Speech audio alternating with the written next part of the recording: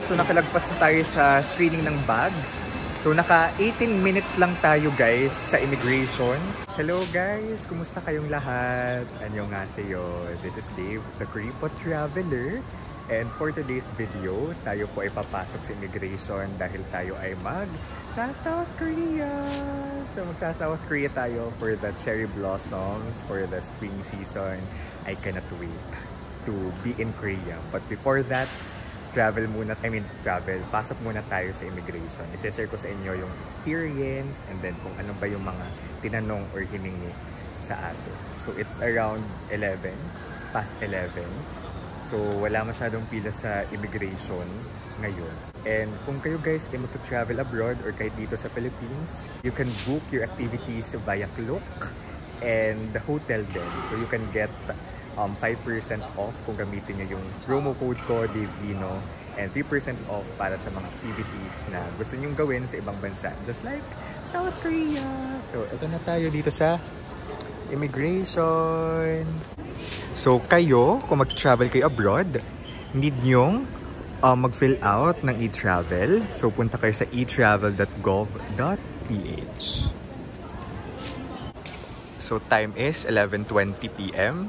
So, holiday actually, Black Saturday, kaya siguro wala gaanong pila ngayon. But usually, mag-alat kayo ng 1 hour. Nag-alat kami ng 1 hour for immigration. Kasi mabang pila. Alright, walang kapila-pila guys. I mean, may pila naman, pero not as much as I expected or not as much as the usual pila na mahaba talaga. But again, 1 hour ang ilat ninyo for immigration. Mga 12 minutes guys sa immigration. Tapos na tayo sa immigration officer. Ang fast pero multiple questions. So first question, the purpose of travel. It's leisure. Second question, sinong kasama? Office mate. Narinig ko, ganun din tanong sa'yo na sinong kasama. Actually, dalawa lang tanong sa akin. Ano? Sinong kasama? Tapos, anong role niya sa buhay mo? Sa anong company? Ganun din. Sinong kasama? Tapos, yung company name. I mean, anong company? And then, kailan ang balik? Yun. So, yung anong company, laging natatanong yun. And then, ano din, tinanong din pala kung government ba yun, yung company ko. No. I'm a private company employee. Nagdala ka ba ng laptop? Oo. Okay. Kasi baka may mga biglaang work. But, you know, our bosses naman, they respect our VLs. So, dito tayo mag-screen ng ating mga gamit.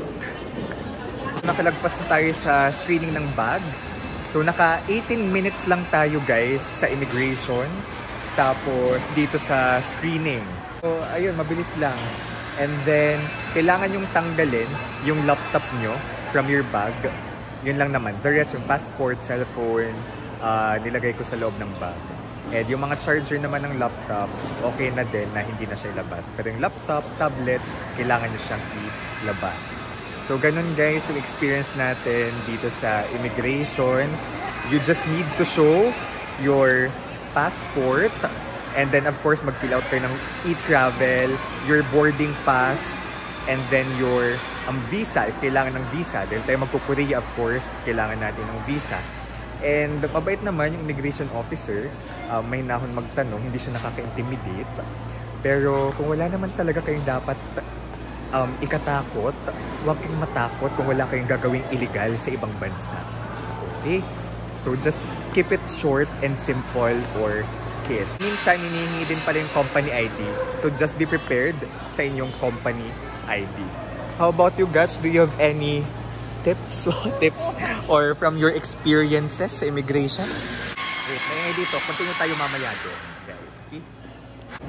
After immigration, proceed na ng boarding gate. So yeah, tulad ng nasabi ni Gats kanina, better be prepared than sorry. So, minsan, for example, yung kapatid ko, newlywed, nung nag-travel kami pa Hong Kong, hiningan sila, kasi kasama si Ate Donna, yung sister-in-law ko, hiningan sila ng proof of marriage, like marriage certificate. And then, yung mother ko, she's working in the government. So, pinag-prepare ko lang din siya ng travel authority because I heard from my friends na nag-work din sa government na before hiningi yung sa kanila. So, pero nung nag-ano kami, nag-Hong Kong kami kasama mom ko, hindi naman hiningi sa kanyang travel authority. Yung tanong lang sa kanya, sinong kasama niya? So, ako. And then my brother and my sister-in-law. So, ayun. Iba-iba talaga yung tanong ng immigration. So, pero ang usual na tanong dyan, anong purpose ng travel, saan kayo nagwo-work, kailan ang balik, ganun. Sometimes you have to be prepared as well sa inyong ticket and then yung accommodation ninyo sa ibang bansa kasi baka hingin. May mga ano dito, may mga tindahan naman dito. Pwede kayong bumili if magutom kayo after immigration. Pero yun guys, I think 3 major tips kapag kayo idadaan ng immigration. Number 1, be early. Kasi hindi natin tansya ang oras kapag nasa immigration. Maglaan kayo ng around 1 hour for the immigration. Number 2, keep it short and simple yung answers. Keep it short and simple yung answers ninyo. Huwag na masyadong maraming palabok. Dapat straightforward, direct to the point. And huwag kabahan. Okay, sama ko lang yung sa number 2 tip, huwag kabahan. Keep it short and simple. And number 3, of course, be prepared. Just be prepared sa any document na you feel will be asked sa inyo. So, ako lagi kong dinadala yung company ID ko kasi nakailang beses hiningi sa akin yung company ID. You can also prepare your certificate of employment, ganyan. And then, yung mga, documents nyo like flight ticket, hotel itinerary para sure sila na may pag-i-stayan kayo sa Korea, for example. Ayun. So, I hope nakatulong yung vlog na ito guys sa inyo. And ngayong magko-Korea ulit tayo for the 4th time. Abangan nyo pa yung marami ko pang Korea vlogs. And again, pwede nyo magamit yung promo code ko sa Klook. Guys, very convenient mag-book sa Klook ng hotel and activities. Comment ko again sa baba yung links. So, 5% off ng hotel, 3% off ng activities para makatipid naman kayo. Okay?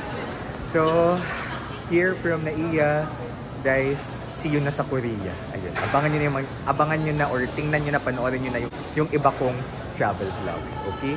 Bye-bye!